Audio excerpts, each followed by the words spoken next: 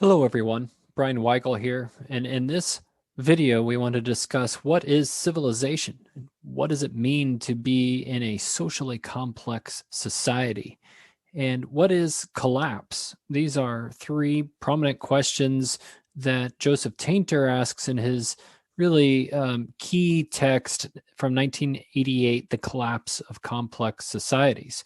And in this video, we will review the very introduction of that book and reflect on some of the comments that Tainter makes in his book. We want to talk about the nature of complex societies, and I'll move through this lecture fairly quickly just to really introduce you to the concepts that Tainter will be exploring. And the videos that follow this one, there'll be a combination of information from The Human Past, a large textbook edited by Chris Scarre.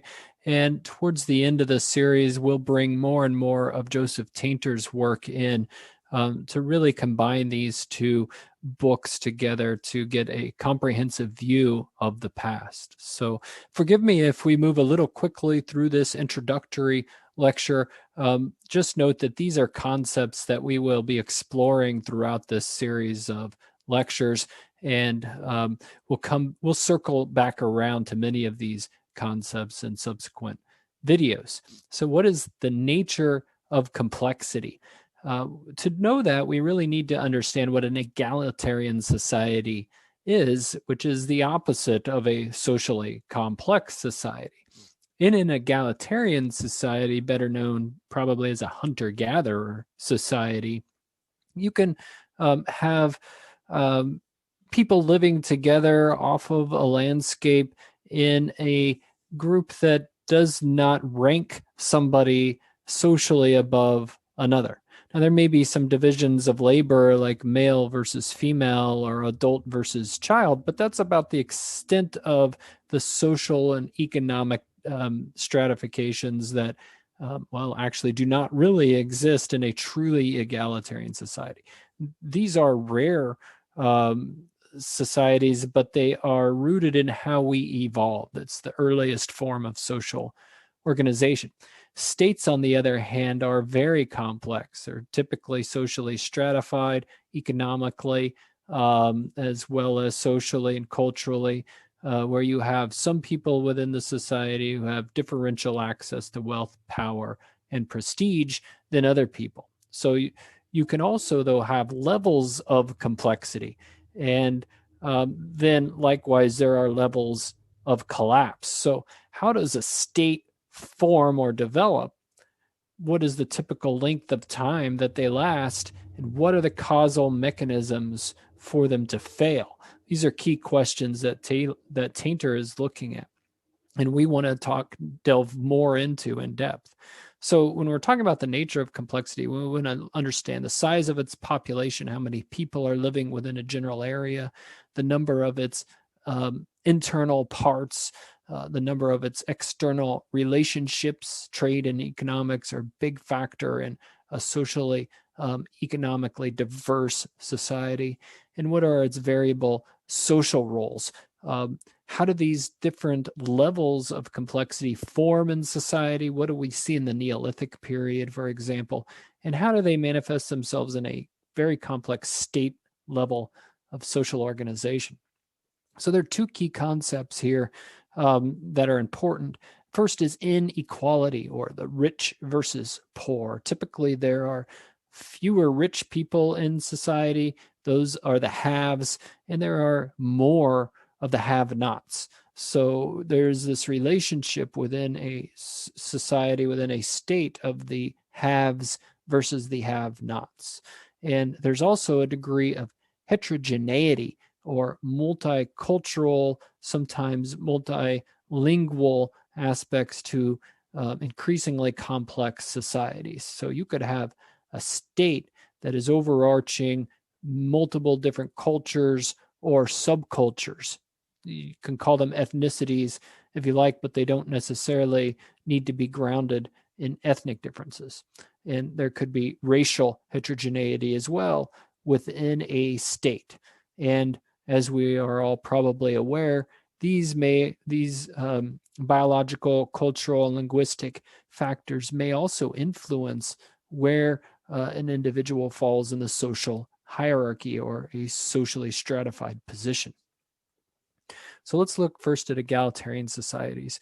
There's minimal social roles within a egalitarian society, and also minimal inequity, meaning people are more or less equal in the eyes of each other. Part of the reason they're able to live this way is that personal ambition is really channeled socially rather than as an individual. Or it's better to suppress that sort of ambition entirely. Egalitarian societies don't function well with braggers or conceited individuals. The idea is that for the survival of the group, that you give your skills and your knowledge to the betterment of the group as a whole, to keep everybody together.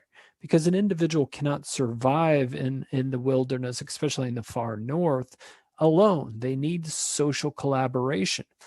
We are social, gregarious species. We need human contact, but also, more importantly, we need collaboration.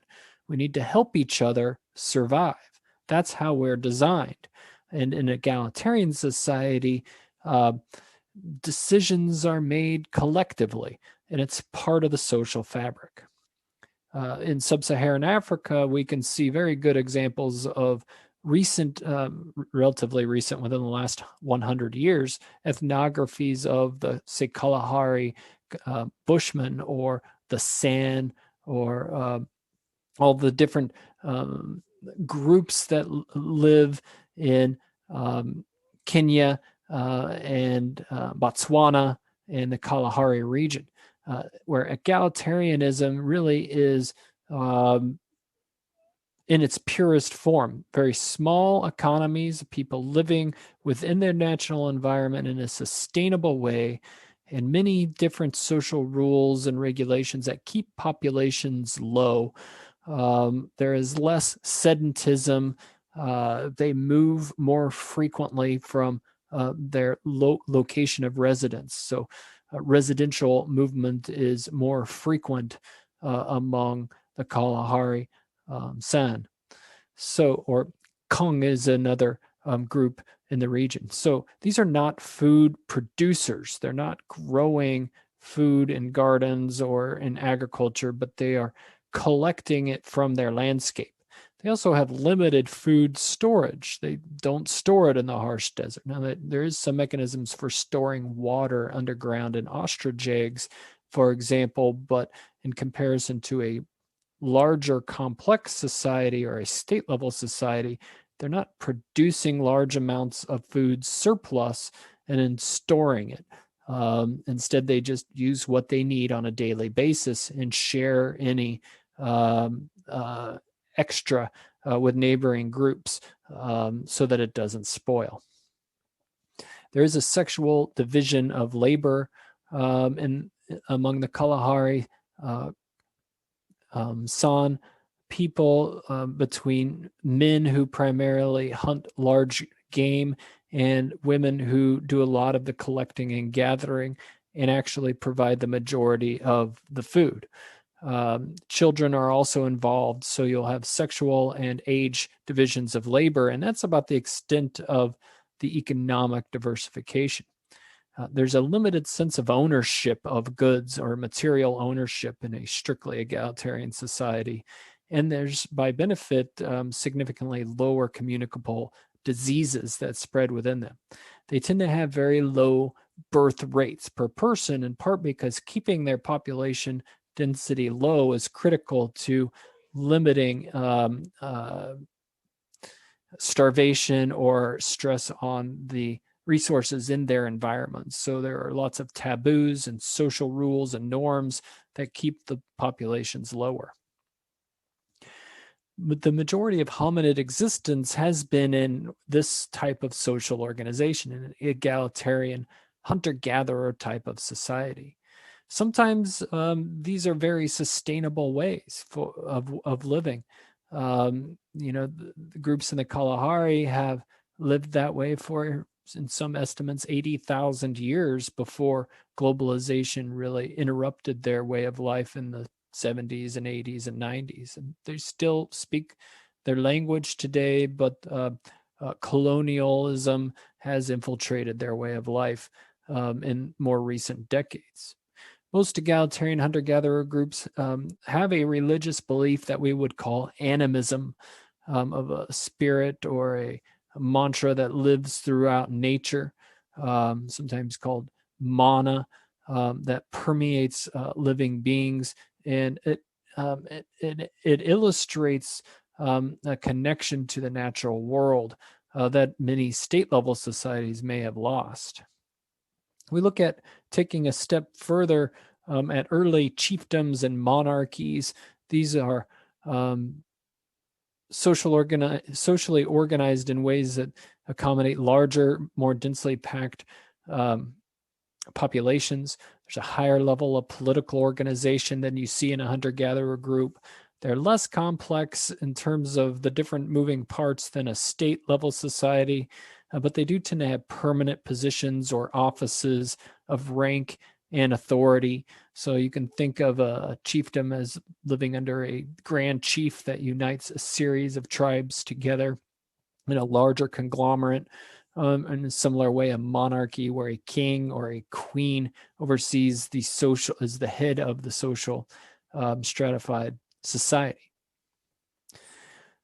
Chiefdoms and monarchies have a centralized form of government. There is authoritative power, which is often inherited from one person to the next. Authoritative power that is regulated through coercive authority. Oftentimes, there are religious orders and religious beliefs that are wrapped up into justifying the ruling class, but nevertheless, there are multiple social tiers in a stratified, organized society. The authority is given to the ruling class or the supreme ruler if there is a king or a pharaoh, and that authority is to direct the labor of the masses and to make decisions about how to distribute any economic surplus or food stores that come in through tributes or taxes into the central form of government. Social status is moored in kinship among chiefdoms and monarchies. Often ruling positions are inherited from above. And the chiefly power, though, is not ultimate. It's not all-encompassing, because a chief power is constrained by the politics of the upper classes. So the king or the chief is constantly trying to placate the desires of the nobility, the higher ranking individuals that are just below that level of power. So they don't have extreme authority to just go out and make decrees without the backing of these individuals. Otherwise, they may lose their power. So there's this complete lack of coercive centralized power. And so there is a negotiation that often has to happen. And those politics may be complicated.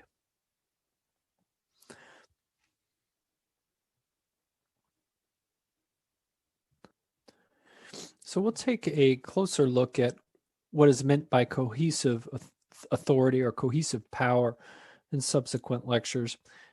There's also symbology and religion that help maintain and justify or legitimate the power of the ruling classes and chiefdoms and monarchies.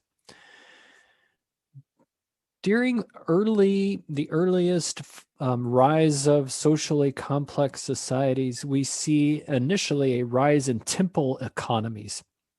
Here is an early temple from the Maya world. We see similar types of construction in the ziggurats of Southwest Asia. And the temple becomes basically a central bank where food repositories are given or stored, or religious ceremonies are taking place, where rites and rituals reinforce the social organization and the ruling decrees, there is often taxation and the service of storage and then the redistribution of that later on. And that's one of the key roles of the chief or the king or the pharaoh, is to accumulate this wealth and redistribute it among the society. These are monumental public works that take a significant amount of social organization of labor to construct. And so there has to be somebody in charge to direct that labor and focus it. There also has to be a commitment by the masses of people to engage in this type of labor. So the organization of labor on a large scale really is one indication of how complex and how organized a society is. To control the means of production, having that rest in the hands of one or a few collection of noble or upper classes is one indication of the degree of which that society is socially complex or economically complex. So we want to talk about what a state is, and you may think of a state as one of the 50 United States. It's a good comparison, but obviously we're organized in a larger conglomerate of a national state of the United States, but each state functions independently on many levels with its own center of power that is subservient to the federal level of power in DC, or at least in most cases. A state is a composite of otherwise stable and independent social units. So you could have a very small state or even a city state, or you could have a large state that occupies a whole continent, which is more like modern nation states. So we want to distinguish here what some of these independent social units are as the building blocks of social complexity underneath a centralized form of a ruling government. Rulers monopolize and delegate their power to individuals beneath them, and this forms sometimes a professional ruling class that is theoretically, at least maybe not so much in practice, but divorced from the largely kinship-oriented systems of tribal and egalitarian level societies. So this tends to form a bureaucratic institution or a bureaucratic organization. You can have multiple bureaucracies that function as an organization and not as an individual.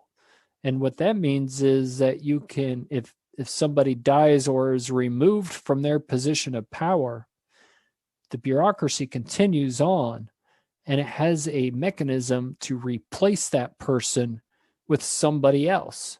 And that person may or may not be the descendant of the individual that occupied that spot before. And this goes all the way up to the chief or the president, the ruler of the whole organization. Or it may also apply to specific posts or positions within that bureaucracy. So you see this professional ruling class or professional bureaucracy class that emerges. The state has the power to draft labor for war, to draft soldiers to fight a war, or to draft labor to invest in manual work. So the construction of projects, of temples, of interstate highways, of parks, or of municipal buildings, or religious structures, if the two are linked together. The state also has the power to levy and to collect taxes from its citizens. And then ultimately there are a code of laws that dictate how that state shall operate. And the ruling class enforce those laws through a variety of different mechanisms, often through a professional class of people whose job it is to enforce those laws, namely like a police force of some sort, or sometimes that is mixed together with the military force. So with a codified form of laws that is written down and on public display, you then have, through a police type force, coercive authority, where by force or by threat of imprisonment, if you break those laws, law and order is maintained underneath the ruling class. States are also organized within a territory. That is, they have a geographic boundary around them to where those laws are in place. And if you go outside of that boundary, then those laws no longer apply. Some other law or some lawlessness may apply if you go outside of the boundary of that state. And we also want to just keep in mind that states are typically multicultural, ethnically and linguistically. You have multiple languages spoken within a state and multiple ethnicities. So rulers are constantly reinforcing their legitimacy within a state. There are mechanisms and ceremonies and ways in which the ruling class enforce what is called legitimacy. Legitimacy is the popular belief that the elites and the ruling classes are valid and proper. They are legitimate. And we have just recently saw our democracy tested, wherein the legitimacy of a duly elected president was questioned by the outgoing president and members of his party. And this shakes the state's fundamental operating procedures, because if legitimacy is not accepted by the bulk of the population, then you have the beginnings of a collapse, because people will not follow an illegitimate ruler. So a significant amount of time of the ruling class or those in power is centered around reinforcing their right to be in that position. Without that, you begin to have some breakdowns in society. Coercive authority can be used as a way to enforce legitimacy, but it is not a highly ineffective way or means to retain power. So if there is civil unrest, if there are people that are protesting, rioting, or mounting insurrection because they believe that the ruler is illegitimate, the ruler can try to use coercive force, and that may work for a time, but eventually that is really not the most effective way to convince people that you're in charge. A better way is moral validity. Having the moral and ethical authority really costs less than a police or military force to squash an insurrection, but it's ultimately a more effective strategy for ruling a happier and healthier society. So now we talk about nation states on a larger scale, nation states, or what we might think of as civilizations. Civilizations, sort of a loaded term. And it's very different than a city-state or something like Singapore or Hong Kong used to be. We see early on, like Athens, Sparta, early versions of the city-state. Florence and Milan and Venice and Rome emerged as city-states in Italy long before they came together to form the Roman Empire or the Greek empires of the past. So you have typically city-states that emerge first, and then larger regional states, and then those may come together into a nation-state, much larger entity, much more complex. So this is about scale.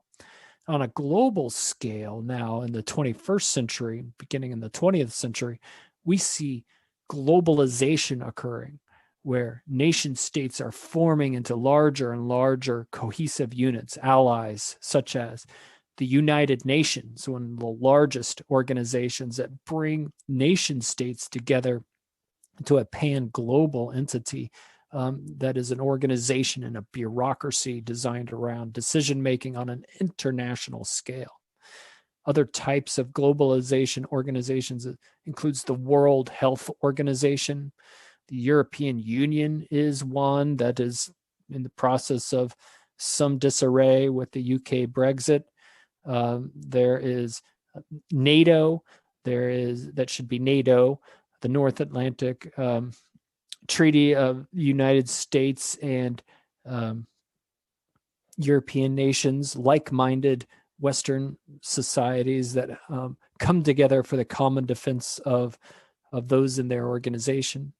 NAFTA, which is a trade treaty between North American countries to facilitate business and economic transactions. So these are increasing levels of complexity that even surpass or encompass a nation state. So we're talking about different levels of complexity or social complexity here. So we've mentioned the state, non-state entities, nation states, and all of these things. And a state level or a national level organization would tend to have a centralized form of government. Even chiefdoms and early versions of chiefdoms and monarchies will have a centralized form of a government. And then there are egalitarian societies like the band or the tribal level groups that are non-centralized. They have a decentralized form of government or no government at all, really. It's just social rules and peer pressure and cultural norms that enforce the cohesiveness of those cultures. So, humans are not required to live within a large, highly complex society. There are many different forms of organizing our societies socially. Much of this is based on Elman Service's work from 1962 in his book, The Origins of the State and Civilization, where he takes a cultural evolutionary approach to studying this.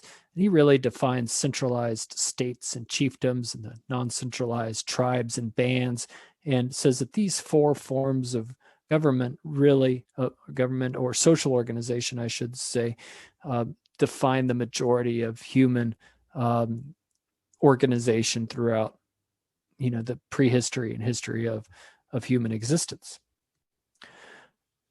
Other classic works that influenced the study of early state development, Klassen and Skalnick, who wrote about the inchoate early state, the typical early state, and the transitional form of the early state. And without going into these definitions specifically, these are things that you can look into yourself, but they outline the different categories of what is an initial early state and transitional early states into more complex societies. So now we want to talk a little bit here about what is collapse and why do states end? What is the end of industrialized society as we know it?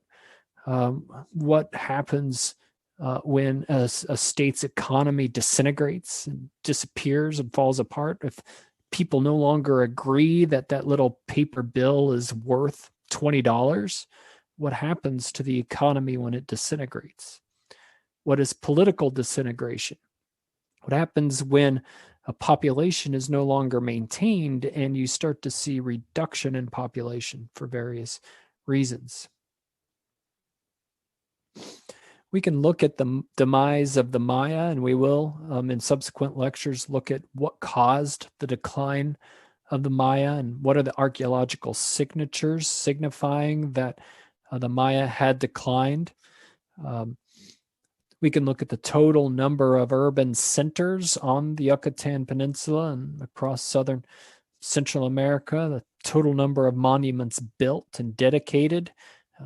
Luckily, they put a calendar date on most of their monuments that we can just read.